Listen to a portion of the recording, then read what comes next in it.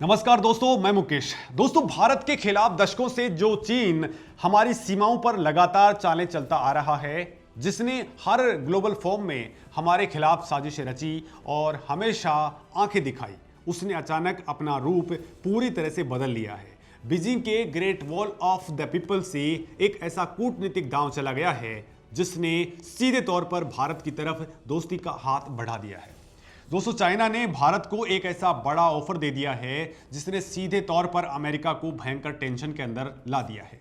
America इस बात से भारी टेंशन में आ गया है कि हमेशा खिलाफ खड़ा होने वाला ड्रैगन अचानक से भारत पर इतना मेहरबान क्यों हो गया है। उधर मॉस्को के क्रेमलिन में बैठा हमारा पुराना दोस्त रसिया भी इस पूरे ग्लोबल गेम में एक बहुत बड़ा मास्टर स्ट्रोक खेल रहा है। रातों रात दुनिया के पावर कॉरिडोर्स के अंदर एक ऐसी हलचल स्टार्ट हो गई है जो किसी हॉलीवुड थ्रिलर से कम नहीं है। तो आखिर दोस्तों, भारत से दोस्ती करने के लिए चाइना ने अचानक से ऐसा कौन सा बड़ा ऑफर दे दिया है कि अमेरिका फुल टेंशन में है? और क्या चाइना का भारत को दिया गया ये नया दोस्ती का ऑफर कोई बड़ा कूटनीतिक जाल है? तो दोस्तों, इस पूरी हलचल के सेंटर में एक ऐसा नाम है जिसे जियोपॉलिटिक्स में RIC ट्राइका कहा जाता है। RIC यानी कि रसिया, इंडिया एंड चाइना। अगर ये तीनों देश एक साथ आ जाएं तो दुनिया का पूरा सिस्टम पलट जाएगा। 1990 के दशक में जब ये आइडिया पहली बार सामने आया था तो इसका मेन टारगेट वेस्टर्न कंट्रीज की मोनोपोली को तोड़ना था। अमेरिका और यूरोप हमेशा से दूसरी दुनिया के फिनांस एंड ट्रेड को कंट्रोल करते आए हैं। ऐसे में रसिया का ये विजन था कि अगर एशिया की ये तीन सबसे बड़ी पावर्स एक साथ एक टेबल के ऊपर आ जाएं तो किसी भी सुपर पावर की हिम्मत नहीं होगी कि वो हमारे फैसलों में दखल भी दे पाए। ये एक ऐसा सपना था जिसने उस वक्त के कई पश्चिमी देशों की नींद हराम कर दी थी। अगर आप नक्शे के ऊपर नजर डालेंगे तो ये तीन देश मिलकर के यूरेशिया का एक बड़ा हिस्सा कवर करते हैं। मतलब दुनिया की लगभग आधी आबादी, सबसे बड़ी मिलिट्री फोर्स एंड सबसे बड़ा कंज्यूमर मार्केट इन तीनों देशों के पास में है। ऐसे में अगर इनका एक साझा मंच तैयार हो जाता है तो शायद दुनिया का इतिहास कुछ और ही होता। लेकिन दोस्तों, समय के साथ में हालात बदले। साल 2020 में गलवान घाटी में जो सीमा विवाद हुआ और हमारे वीर जवानों ने जो अपना सर्वोच्च बलिदान दिया, उसके बाद में भारत ने चाइना से पूरी तरह से किनारा कर लिया। यह पूरा फोरम ठंडे बस्ते में चला गया।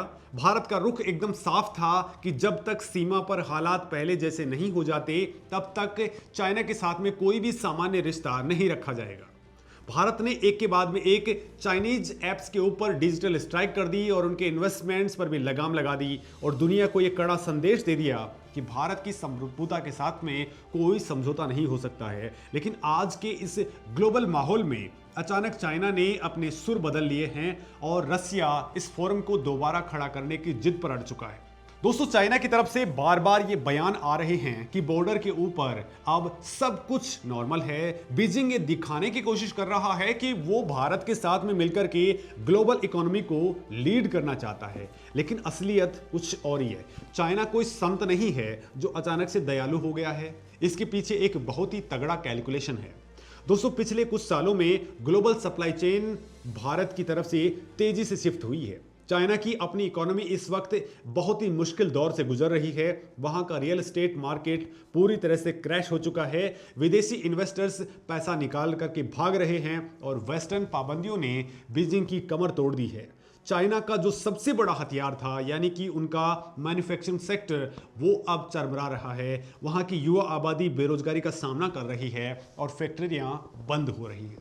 दोस्तों, चाइना को ये समझ में आ गया है कि अगर उसे एशिया में अपना दबदबा बनाए रखना है और अपनी डूबती इकोनॉमी को बचाना है तो वो भारत को इग्नोर करके आगे नहीं बढ़ सकता। उसे भारत के बड़े बाजार और इंटरनेशनल इन्फ्लुएंस की सख्त जरूरत आन पड़ी है। उसे मालूम है कि भारत का कंज्यूमर मार्केट दुनिया में सबसे तेजी से आगे बढ़ रहा है और अगर भारत ने पूरी तरह से अपने दरवाजे चाइना के लिए बंद कर दिए तो बीजिंग की रिकवरी लगभग इम्पॉसिबल हो जाएगी। इसके अलावा दोस्तों, एक और बड़ा फैक्टर है और वो है अमेरिका। अमेरिका लगातार क्वाड जैसे ऑर्गेनाइजेशन के जरिए इंडो पैसिफिक रीजन के अंदर चाइना को घेरने की कोशिश कर रहा है।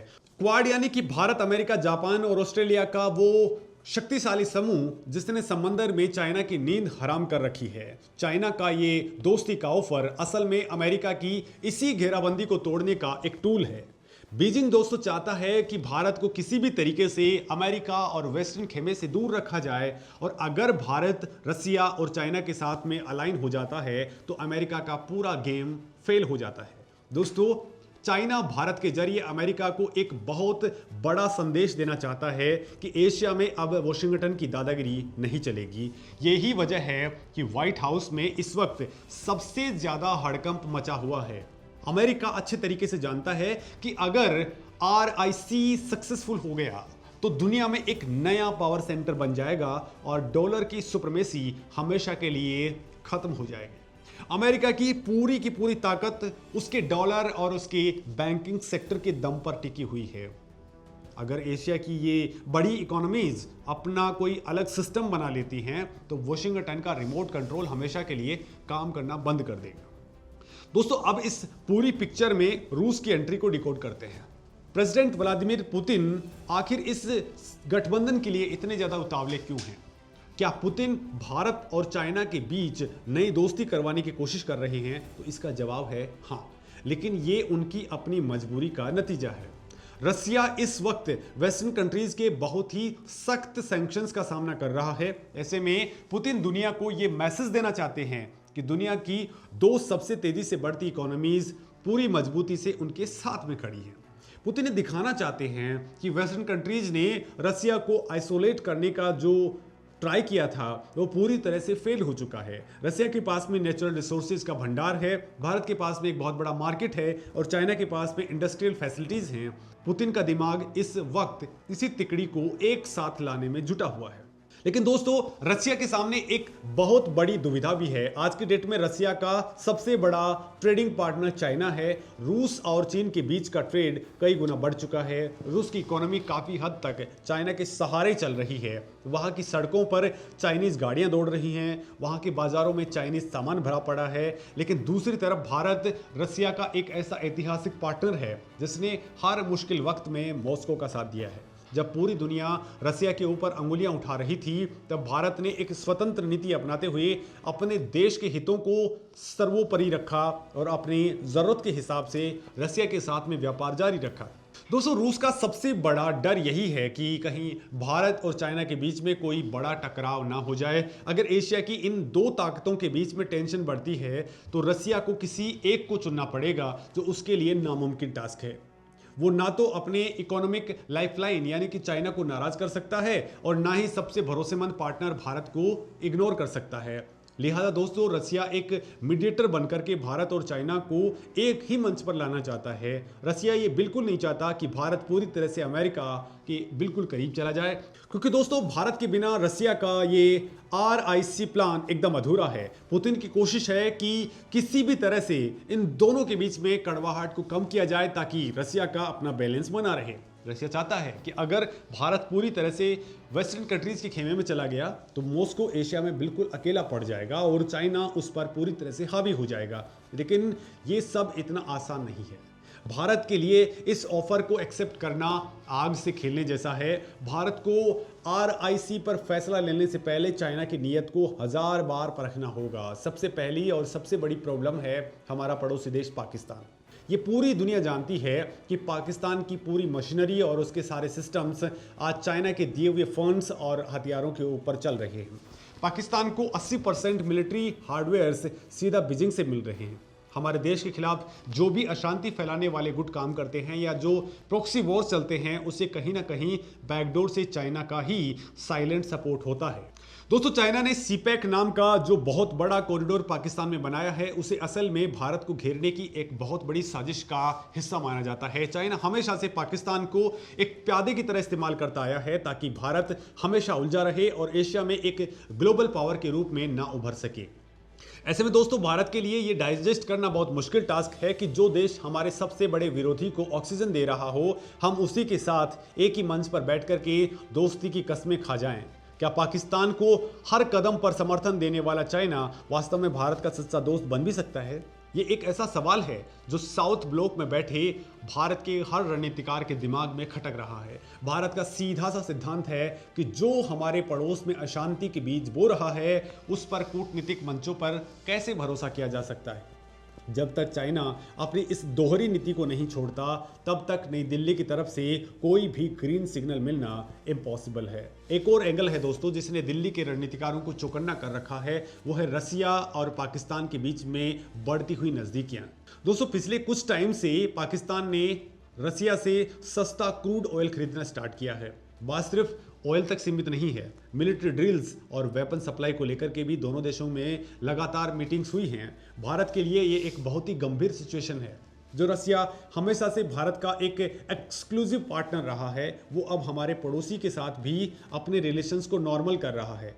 रसिया की ये पॉलिसी भारत को साफ तौर पर बता रही है कि जियोपॉलिटिक्स में कोई भी किसी का सगा नहीं है, सिर्फ अपने हित मायने रखते हैं। हालांकि भारत ने भी अपनी कूटनीतिक चालों से रसिया को ये कड़ा संदेश जरूर दे दिया है कि हमारी लक्ष्मण रेखा को पार करना मॉस्को के लिए भी भारी पड़ सकता है। दोस्तों भारत ने अपने डिफेंस सप्लाईज को डाइवर्सिफाई करना स्टार्ट कर दिया है। आज हम फ्रांस, अमेरिका और इजराइल से भी बेहतरीन टेक्नोलॉजी ले रहे हैं, साथ ही मेक इन इंडिया के तहत अपने खुद के हथियार बना रहे हैं। दोस्तों यह आत्मनिर्भरता ही भारत को किसी भी ग्लोबल प्रेशर से मुक्त रखती है।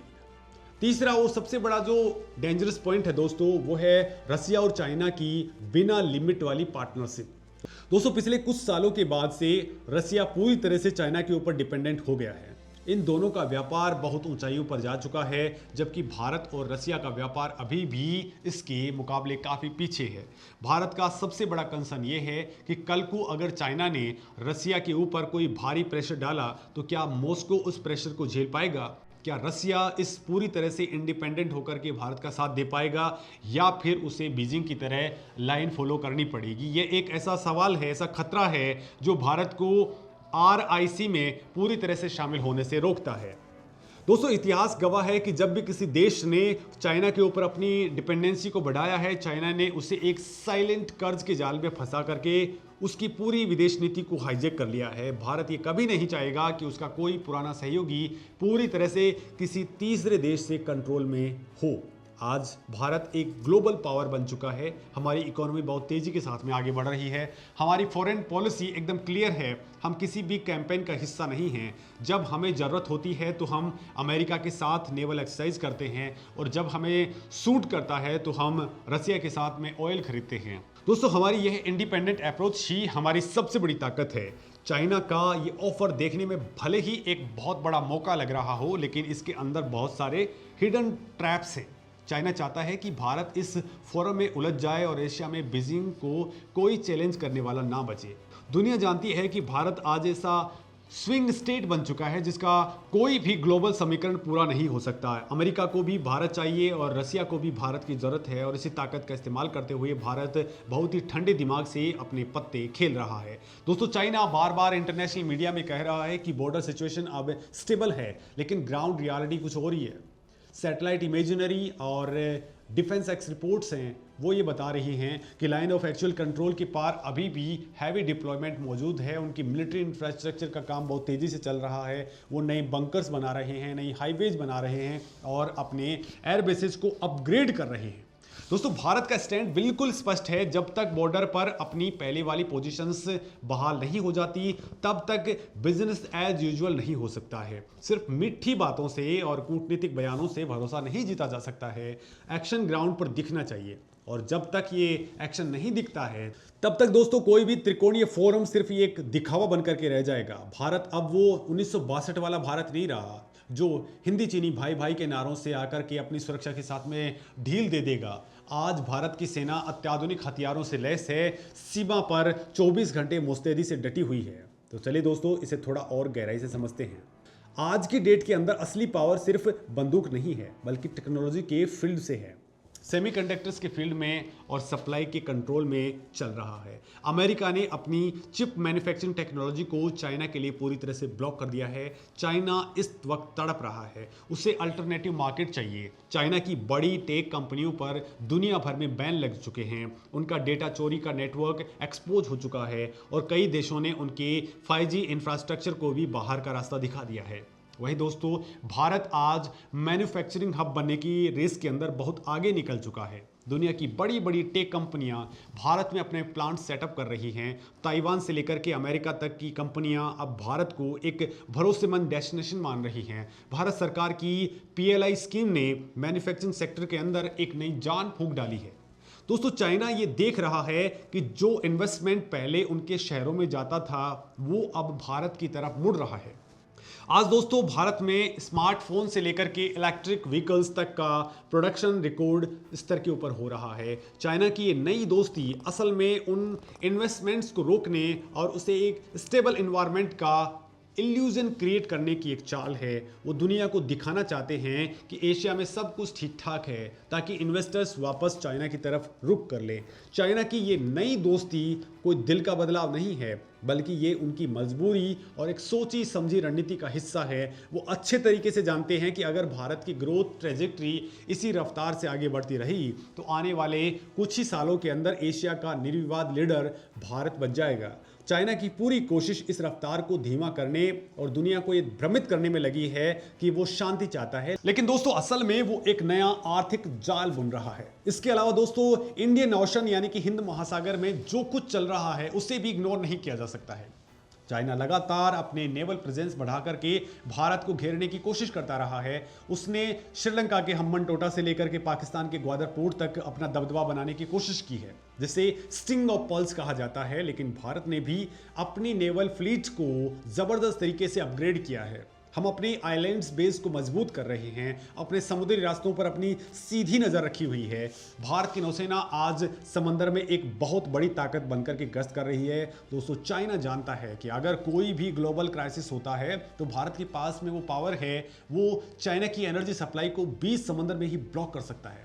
मलक्का स्ट्रेट्स के पास में भारत की पोजीशन बहुत स्ट्रांग है, जहां से चाइना का सबसे ज़्यादा व्यापार और तेल गुजरता है।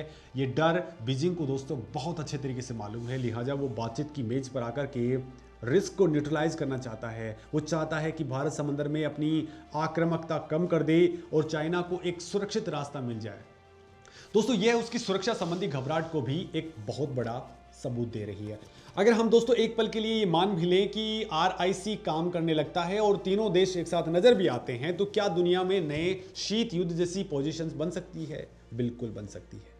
एशिया से लेकर के अफ्रीका तक एक नया ब्लॉक खड़ा हो जाएगा जो वेस्टर्न देशों को फाइनेंशियल सिस्टम्स पर डिपेंडेंट उनके ऊपर नहीं रहेगा। इनकी अपनी सप्लाई चेन होगी, अपना पेमेंट सिस्टम होगा, अपने ट्रेड रूल्स होंगे। साथ ही में ब्रिक्स के विस्तार को देख करके भी वेस्टर्न दुनिया काफ़ी हैरान है। अगर RIC भी एक्टिवेट हो गया तो ये दुनिया के पावर बैलेंस को हमेशा के लिए शिफ्ट कर देगा। यही वो सबसे बड़ा खतरा है जिसने अमेरिका और यूरोप की नींद उड़ा रखी है। दोस्तों वो बिल्कुल नहीं चाहते कि कोई भी ऐसा मंच बने जो उनके बनाए गए रूल बेस्ड सिस्टम को या उनके ऑर्डर्स को भंग कर दे। लेकिन ये सब तभी पॉसिबल है जब तीनों देशों के बीच में एक मजबूत भरोसा हो, और आज की तारीख में चाइना की जो विस्तार वाली पॉलिसी है वो इस भरोसे को बनने से रोक देती है।